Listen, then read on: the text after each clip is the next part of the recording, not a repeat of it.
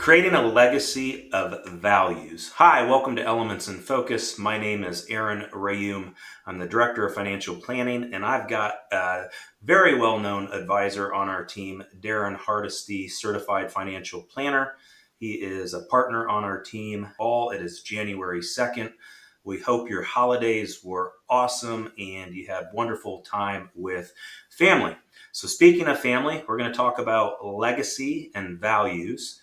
And if you're new to Elements in Focus, this is where our team breaks down our 5 critical element process every week in a short video series. Today we're covering legacy planning and values inside of that legacy plan. So Daren, I'm going to turn it over to you to let our listeners hear what you've got to say about our legacy planning topic today. All right, thank you, Aaron.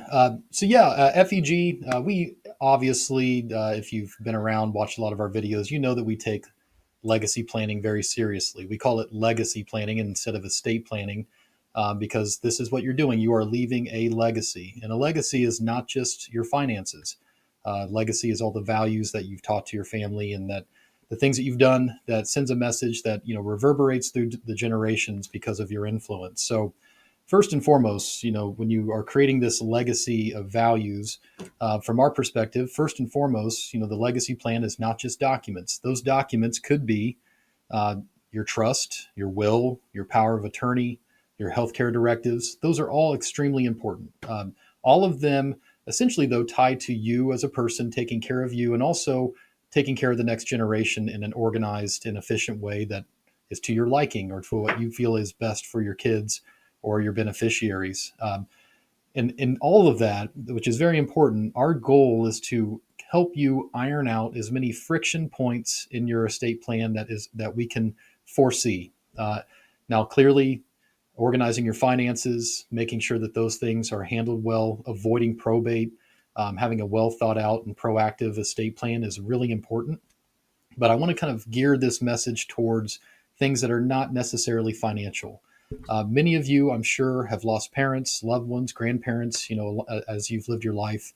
And you've been through that process of picking up the pieces after losing a loved one. A lot of times, the last thing most of us are thinking about are the finances, but we know we have a lot of decisions to make for our loved one after they've died. What are their funeral arrangements? What music are you going to play at the funeral? What type of funeral are you going to put on? Is it going to be more of a celebration of life or more traditional religious service? These are important things. And then you get into the house and you start looking at the family heirlooms or dad's gun collection or mom's jewelry collection. And you start thinking through saying, hey, the trust or the will, it didn't really say what to do with these. And that's where you start putting the decisions that need to be made onto your kids. And so something that we talk with our families about as we're doing or working on their legacy plan is not to forget those types of things.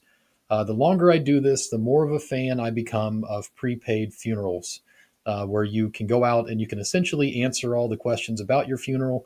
You can go ahead and prepay for your funeral plot or your burial plot. You can answer a lot of questions that your kids would have to answer if you didn't do that for them. And what happens when your kids are answering these questions? If they're like my kids, they're not necessarily going to agree all the time.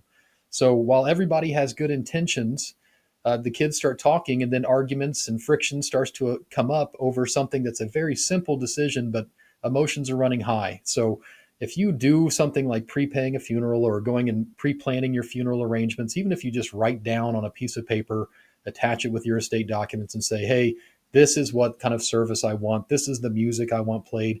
It may seem morbid when you're doing this for yourself, but it's also very good. You're doing this for your kids. You're passing along a value that says, hey, I know that this is going to be hard for you, so I'm going to go ahead and iron this out for you right now so that you know what to do. A lot of estate documents come with what's called a memorandum, which in short is it's an assignment of property that you have where you can start going through, and instead of putting post-it notes around the house on different items saying, hey, this goes to Julie, this goes to Greg, whatever it may be, you can actually use this memorandum over time and start writing out, I want my wedding ring to go to my daughter. I want my gun collection to go to my son. The things that are important for your kids. Instead of doing a lottery system where everybody goes through the house and you take turns and you grab something from the house, you can start assigning those more important things to your kids or to your beneficiaries. And again, the kids don't care. They might care a little bit. They might be upset, but they're not going to be upset at each other. And they're not going to, if they are upset, they might be upset with you, and you're going to be in heaven, and you're not going to have to worry about it at that point. But it is something that allows the process to be much smoother. It eliminates more potential for family conflict to come up over the death of a loved one, and that's something that we find to be extremely valuable. It may not play any part into their finances or their inheritance and adding value that way, but it's teaching your kids something that says, hey, mom and dad really thought this out. They loved us so much that they sat down and spent, weeks, months, years thinking through this for us. And that sends a message to your kids that they can appreciate you even more, even when you're not here, and hopefully pass that same proactive legacy planning down to their kids. So don't forget about the values. Don't forget about the things that you can help with the process outside of your finances. Keep that stuff in mind and just know that it provides a lot of value to your kids. Because like Joe and the team, we like to say, any legacy plan, there should always be still a happy Thanksgiving at the time that you're gone. We want the family to still want to meet together. We don't want to create conflict. And everything that you guys do in your plans opens up that possibility to be more likely to happen. So, yeah, Aaron, that's stuff that doesn't really have to do with financial planning, but it's still very, very important. Oh, absolutely. Making sure those things are predefined helps create any friction points, as you said, and taking care of that stuff now seems a little bit morbid, but it is important. No one wants to plan for their own demise, but we all know that there's two certainties in life, and that's death and taxes. And not trying We're here to to. help with both, man. We help on both ends. So Good we point, definitely Jared. can. We definitely can. If you want more information or you want just a review of where you're at along your life after work, or even if you're looking for a different guide to make sure that your financial journey is going down the right path, FEG is here for you. Give us a call, 800-928-4001. You can request a complimentary next steps meeting at yourlifeafterwork.com. There's a contact us section. You can fill that in. One of the advisors on our team will give you a call, reach out, ask you a few questions to make sure that we have a good understanding of what you're wanting to accomplish in that next steps meeting. During that next steps meeting, it's a 90-minute meeting where we'll consult with you and we'll have a collaborative talk about your situation, your specific situation.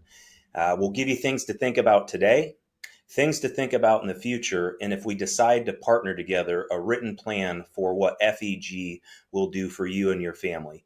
Thank you so much for watching. We really appreciate the work we can do for our current families and absolutely appreciate any future families that we can take care of. Have a blessed day, and thank you so much again for watching.